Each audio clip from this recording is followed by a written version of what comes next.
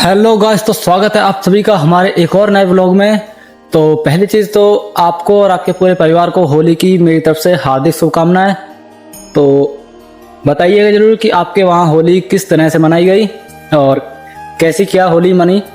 हमारे यहाँ तो कुछ ज़्यादा ही एडवांस लेवल में होली मन गई, जो कि मैं रिकॉर्ड नहीं कर सका क्योंकि हमारे यहाँ होली मनाते समय लोग इतने ज़्यादा एक्टिव हो चुके थे कि लोगों के कपड़े फाड़ना शुरू कर दिए, जिस वजह से मैं वहाँ पर ब्लॉग बना नहीं सका। वरना मैं वहीं पर ब्लॉग बनाने वाला था। मैंने सोचा क्यों ना आपको अपनी तरह की होली दिखा दूँ, लेकिन समझ नहीं आया कि मैं रिकॉर्ड कैसे करूँ, क्योंकि मैं वहाँ जाता तो मेरे भी कपड़े फट जाते और रिकॉर्ड करने की तो बहुत दूर की बात रही, इसलिए मैं रिकॉर्ड नहीं कर सका।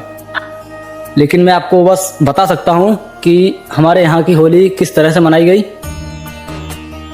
वैसे तो ज़्यादा कच्चे रंगों से ही हमारे यहाँ होली मनाई गई है। थोड़े कम यूज किए गए हैं पक्के रंग, मगर यूज फिर भी किए हैं। अब आपको तो पता है कि होली का समय हो और पक्के रंग का यूज ना हो, ऐसा तो हो ही नहीं सकता। इसलिए पक्के रंग का भी यूज किया गया है, लेकिन थोड़ा कम।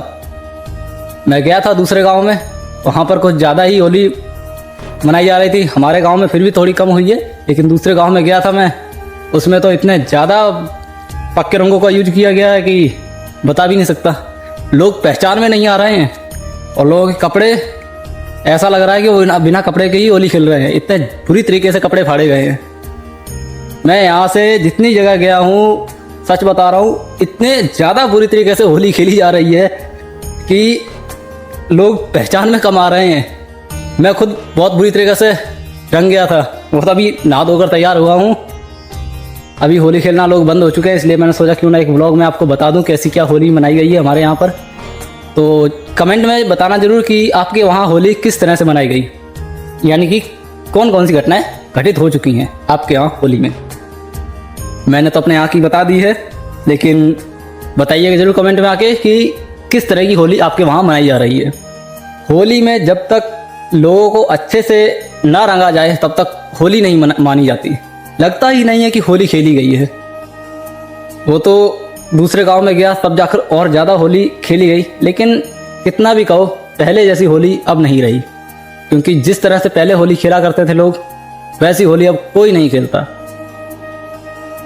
गांव में कुछ लोग आए हैं, कुछ नहीं आए, कुछ बाहर काम कर रहे हैं, कुछ तो आ नहीं सके और कुछ लोगों को छुट्टी नहीं मिली आने के लिए। तो गांव भी अभी पूरी तरह से खाली है। मानो तो आधी होली मनाई गई है। वैसे तो आधी होली मनाई, इसमें भी काफ़ी मज़ा आया, लेकिन अगर सब लोग होते हैं तो और ज़्यादा अच्छा लगता है होली मनाने में।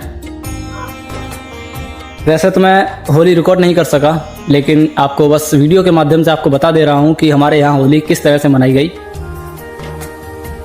कितनी भी कोशिश कर लो, लेकिन पहले जैसी होली कोई नहीं मना पा रहा है।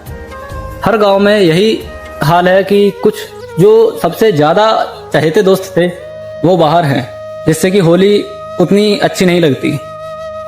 होली में जब तक अपने साथी सब ना हो तब तक होली में कोई ज़्यादा अच्छा नहीं लगता।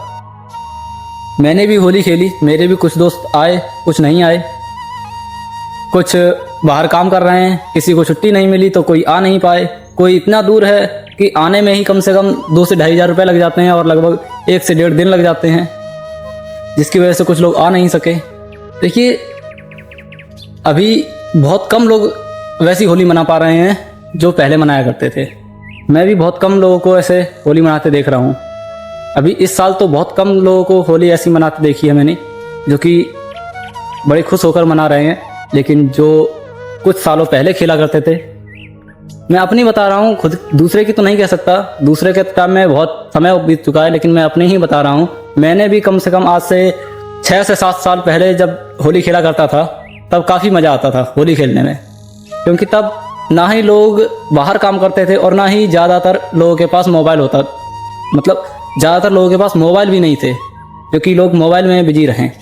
आज के टाइम पर इंसान के पास मोबाइल है। कुछ लोग बाहर काम कर रहे हैं, वो आ नहीं सकते, और जो हैं वो होली में दिलचस्पी नहीं दिखा रहे हैं, अपने मोबाइल में लगे हैं, मोबाइल में रील्स स्क्रॉल कर रहे हैं, रील्स देख रहे हैं, वीडियो देख रहे हैं। या तो ये हो कि उससे कोई उन्हें प्रॉफिट होता हो वो भी नहीं। तो क्या है इस होली में कुछ समझ नहीं आ रहा है, लेकिन जैसी भी है एक त्यौहार है जो कि हम मनाते हैं। तो मैं चाहता हूँ कि आपका भी त्यौहार जो है वो बड़े ही सुख और शांति से बड़ा अच्छे से मनाया जाए।